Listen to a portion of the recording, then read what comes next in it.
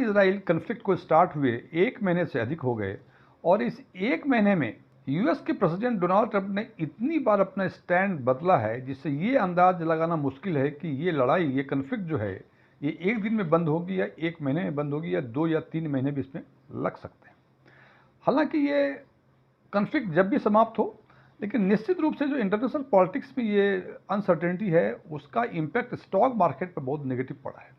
और यदि हम चर्चा करें जनवरी से लेके 2 अप्रैल 2026 को जो मार्केट बंद हुआ था उसके बेसिस पे, तो निफ्टी 50 करीब 5 से 6% के आसपास नीचे गिर गई है। हालांकि एक समय ये करीब 10% के आसपास नीचे गिर गई थी। पिछले 2 दिनों में आपने देखा कि मार्केट रिकवर किया है, तो निश्चित रूप से निफ्टी 50 भी रिकवर किया। और चूंकि निफ्टी 50 में ये उथल पुथल है, तो जो थोड़ा अधिक वोलाटाइल सेगमेंट्स हैं जैसे स्मॉल कैप, मिड कैप या कोई और भी दूसरे सेगमेंट, उसमें ये वोलाटिलिटी अधिक है। आज की वीडियो में हम चर्चा करेंगे कि मिड कैप सेगमेंट के जो म्यूचुअल फंड्स हैं उसकी स्थिति क्या है और इसके एनालिसिस के बेसिस पे हम ये निर्णय लेने की कोशिश करेंगे कि क्या अभी मिड कैप सेगमेंट में इन्वेस्ट करना बेहतर है, और यदि बेहतर है तो किन म्यूचुअल फंड स्कीम्स में, मिड कैप के किन म्यूचुअल फंड स्कीम्स में इन्वेस्ट किया जा सकता है।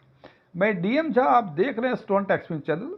यदि इस वीडियो से आपको कोई नई जानकारी मिले या ये वीडियो अच्छा लगे तो इसको लाइक करें, अपने फ्रेंड्स के साथ शेयर करें, कमेंट बॉक्स में यस लिखें, और यदि लगे कि इसमें ऐसी कोई जानकारी नहीं है जो पहले से आपको नहीं पता थी या ये वीडियो ही आपको पसंद ना आया हो तो कमेंट बॉक्स में नो लिखें। और यदि आपकी रुचि इन्वेस्टमेंट, खासकर mutual fund investment, direct taxation और बैंकिंग में है और अभी तक आपने मेरे चैनल को सब्सक्राइब नहीं किया है, मेरे चैनल को सब्सक्राइब करें और ऑल बटन पर क्लिक करें ताकि मेरे सभी नए वीडियो की नोटिफिकेशन आपको लगातार मिलती रहे। तो जैसा मैं चर्चा कर रहा था कि आज की वीडियो में बात करेंगे मिड कैप सेगमेंट के डिफरेंट म्यूचुअल फंड स्कीम्स की। सबसे पहले देख लें कि जैसा मैंने पहले बताया कि निफ्टी 50 करीब 5 से 6% 2 अप्रैल के दिन में वो डाउन हो चुका है अपने जनवरी के लेवल से। इस हिसाब से मिड कैप देखते हैं कि मिड कैप की जो जनवरी में स्थिति थी उससे यदि कंपेयर करें 2 अप्रैल 2026 की स्थिति में, तो हम देखते हैं कि ये करीब 11.5% के आसपास नीचे हो चुका है। हालांकि एक बार ये स्थिति 13% के आसपास चली गई थी। तो हम चर्चा करेंगे मिड कैप सेगमेंट के म्यूचुअल फंड की स्कीम के 3 बेसिस पे, 3 पैरामीटर हमने डिसाइड में लिया हुआ है। पहला है price earning ratio, P ratio.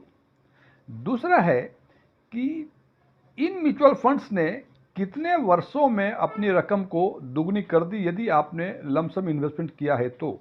और तीसरा देखेंगे इन म्यूचुअल फंड्स की जो हाईएस्ट एनएवी थी उसके कंपैरिजन में 2 अप्रैल को जो एनएवी डिसाइड हुई है उसमें कितना परिवर्तन आया है। और इन तीनों पैरामीटर के बेसिस पे हम कोशिश करेंगे कुछ फंड्स को शॉर्टलिस्ट करने की मिड कैप सेगमेंट में। तो सबसे पहले बात करते हैं प्राइस अर्निंग रेशियो की। प्राइस अर्निंग रेशियो को यदि सिंपल लैंग्वेज में बताना चाहूँ तो इससे ये पता चलता है कि म्यूचुअल फंड्स की यूनिट्स जो है वो कितनी सस्ती हुई। तो सबसे पहले बात करते हैं इसका जो मिड कैप सेगमेंट का बेंचमार्क है मिड कैप 250, उसका जो पी रेशियो है वो 2 अप्रैल को 31.2 था। अब केवल एक आइसोलेशन में 31.2 प्राइस अर्निंग रेशियो यदि मैं बोलूं तो ये बातें शायद समझ में नहीं आएगी कि क्या ये सस्ता था या ये महंगा था, जब तक इसकी तुलना हिस्टोरिकल पी रेशियो से न करें। तो इसके लिए हमने 1 महीने, पिछले 1 वर्ष, पिछले 2 साल और पिछले 5 वर्षों का पी रेशियो, लोएस्ट क्या था, हाईएस्ट क्या था और एवरेज क्या था, ये इससे भी तुलना करेंगे तब समझ में आएगा कि 31.2 जो 2 अप्रैल को मिड कैप 150 टीआरआई का प्राइस अर्निंग रेशियो है ये सस्ता है या महंगा है।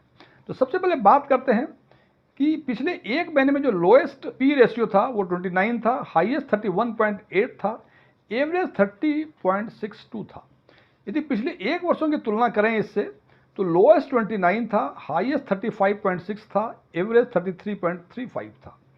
यदि 2 वर्षों की, पिछले 2 वर्षों की तुलना करें तो लोएस्ट 29 था, हाईएस्ट 45.8 था और एवरेज 36.89 था। और पिछले 5 वर्षों की तुलना करें तो लोएस्ट 21.6 था, हाईएस्ट 45.8 था और एवरेज 31.40 था। ये अब इसको तुलना कर सकते हैं हम 31.2 से, तो हमें लगता है, कभी लगता है सस्ता है, कभी महंगा है। इसके लिए हमने जो इसका एवरेज है डिफरेंट टाइम स्लॉट्स में, 1 महीने, 1 साल, 2 साल और 5 साल में, उसको कंपेयर किया है हमने 2 अप्रैल के पी रेशियो से, तो उससे पता चलेगा कि हमें क्या स्थिति है। तो हम देखते हैं कि ये 1.89 है। इसका मतलब कि एक महीने के एवरेज से यदि 2 तारीख वाले पी रेशियो की तुलना करते हैं तो लगता है कि 2 तारीख का पी रेशियो यानी करंट पी रेशियो जो है मिड कैप सेगमेंट का वो महंगा है। लेकिन जनाब एक महीने में तो ट्रम्प साहब के जलवे चल रहे थे, तो इससे हमें नहीं लगता है कि ये बेहतर पैरामीटर है इसको जज करने का। यदि हम एक साल का देखें तो एक साल में देखते हैं कि एक साल की तुलना में ये 6.45% अभी नीचे है, यानी सस्ता है। 2 साल की तुलना करें तो हम देखते हैं कि ये 15.42% नीचे है, यानी 15.42% सस्ता है। और 5 साल की तुलना करें तो हम देखते हैं कि ये 0.76% नीचे है। तो अब यदि तुलना करें कि पिछले 5 वर्षों में जो हाईएस्ट लेवल था उसको यदि कंपेयर करें हम आज की तुलना में, तो ये देखते हैं कि 31.88% ये निगेटिव है, यानी सस्ता है। तो इन सारे डेटा को यदि एक नज़र में देखना चाहते हैं तो हमें लगता है कि मिड कैप सेगमेंट आज के दिन में काफ़ी सस्ता है, इसको लिया जा सकता है। लेकिन आपके मन में एक सवाल होगा कि ये तो हमने मिड कैप सेगमेंट की बातें कर रहे हैं और मिड कैप सेगमेंट में कम से कम 25-26 म्यूचुअल फंड्स हैं। किस म्यूचुअल फंड का पोर्टफोलियो क्या है, किसका क्या नहीं है, इससे हम कैसे डिसाइड कर पाएंगे कि हम मिड कैप सेगमेंट के कौन से म्यूचुअल फंड सस्ते हैं। तो इसके लिए हमने वो सारे मिड कैप सेगमेंट के म्यूचुअल फंड्स को शॉर्टलिस्ट किया जिसका पी रेशियो 31.2 से नीचे था। 1.2 पी रेशियो तक का जो म्यूचुअल फंड है उसमें 6 म्यूचुअल फंड्स आते हैं, एचडीएफसी, निपॉन, महिंद्रा, एडेलवेसिस, सुंदरम और आईटीआई का। और यदि इसका हम पी रेशियो देखें तो हम देखते हैं कि एचडीएफसी का पी रेशियो 26 है, निपॉन इंडिया का 28.33 है, महिंद्रा मनुलाइफ का 28.79 है, एडेलवेसिस का 30.7 है, सुंदरम का 31.07 है और आईटीआई का 27.85 है। तो इस पी रेशियो के हिसाब से देखते हैं कि सबसे सस्ता एचडीएफसी का मिड कैप और उसके बाद जो है आईटीआई का मिड कैप। हालांकि बाकी जो 4 फंड और हैं इन 2 फंड के अलावा उनका पी रेशियो भी जो निफ्टी मिड कैप 150 का पी रेशियो 31.2 है उससे कम है। इससे ये तो समझ में आता है कि सस्ता के लिहाज से ये 6 के 6 फंड काफ़ी सस्ते हैं। अब मैंने जैसे बताया था कि 2 चीज़ें और कंपेयर करेंगे कि ये डबल कितने महीने में हुआ है और उसके बाद जो हाईएस्ट एनएवी और लोएस्ट और जो करंट एनएवी है दोनों में चेंज देखेंगे कितना है। तो हम देखते हैं कि एचडीएफसी, निपॉन, महिंद्रा, एडेलवेसिस और सुंदरम 3 साल 8 महीने के आसपास में अपने फंड को ये डबल कर दिया। ये सारे हिस्टोरिकल परफॉर्मेंस हैं।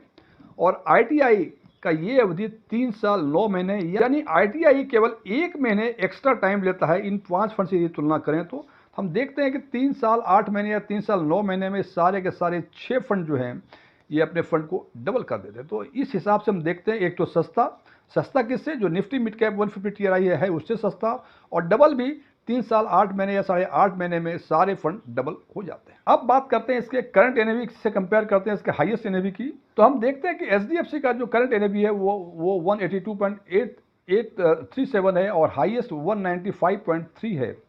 निपॉन का 3,880 रुपये 0.429 है और हाईएस्ट का 4,280 रुपये थी।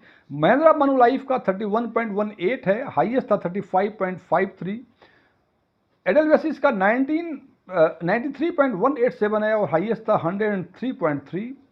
सुंदरम का 1,292.41 था और हाईएस्ट था इसका 1,442। और आईटीआई का जो करंट एनएवी है, करंट एनएवी का मतलब 2 अप्रैल 2026 के हिसाब से ये 19.8949 है और हाईएस्ट एनएवी इसकी 22.33 थी। अब यदि ऑल टाइम हाई और करंट एनएवी से यदि कंपेयर करें तो देखते हैं कि एचडीएफसी आज के दिन में 6.39% नीचे है, निपॉन 9.34% नीचे है, महिंद्रा मनुलाइफ 12.24% नीचे है, एडेलवेसिस 9.75% नीचे है, सुंदरम 10.39% नीचे है और आईटीआई 13.36% नीचे है। इसमें एक चीज़ आप देखें कि पी रेशियो के हिसाब से सबसे बेहतर फंड एचडीएफसी और उसके बाद आईटीआई, और चेंज के हिसाब से कि किसमें कितना गिरावट आई है तो सबसे अधिक गिरावट इसमें देख रहे हैं कि आईटीआई में आई है जो 13.36% है और सबसे कम एचडीएफसी में 6.39% है। और ITI जो बताया पहले हमने कि 3 साल 9 महीने के आसपास में डबल करती है, जबकि बाकी 5 के 5 फंड जो बच और रिमेनिंग हैं वो 3 साल 8 महीने के में अपने फंड को डबल करते हैं। तो फ्रेंड्स, ये 3 पैरामीटर के बेसिस पे मुझे लगता है कि कॉन्फ्लिक्ट जब भी खत्म हो सकता है थोड़ा मार्केट और नीचे गिरे, बिकॉज कि डोनाल्ड ट्रंप ने कल शाम में ही एक अल्टीमेटम दिया है 48 आवर्स का। हालांकि उनका अल्टीमेटम कितनी बार आया कितनी बार गया तो उनकी बातों पर भरोसा नहीं किया जा सकता है, लेकिन फिर भी उनके पास शक्ति है तो वो कुछ भी कर सकते हैं।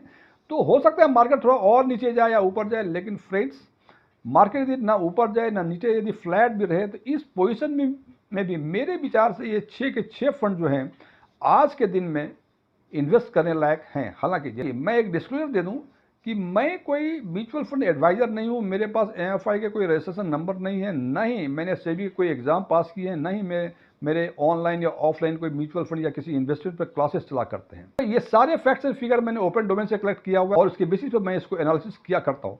मेरे एनालिसिस के बाद जो कंक्लूजन होता है उससे सहमत होना आपकी कोई जरूरी नहीं है, लेकिन यदि आप सहमत हैं तो कमेंट बॉक्स में एग्रीड लिखें, और यदि आपकी मेरे विचारों से असहमति है तो कमेंट बॉक्स में नॉट एग्रीड लिखें।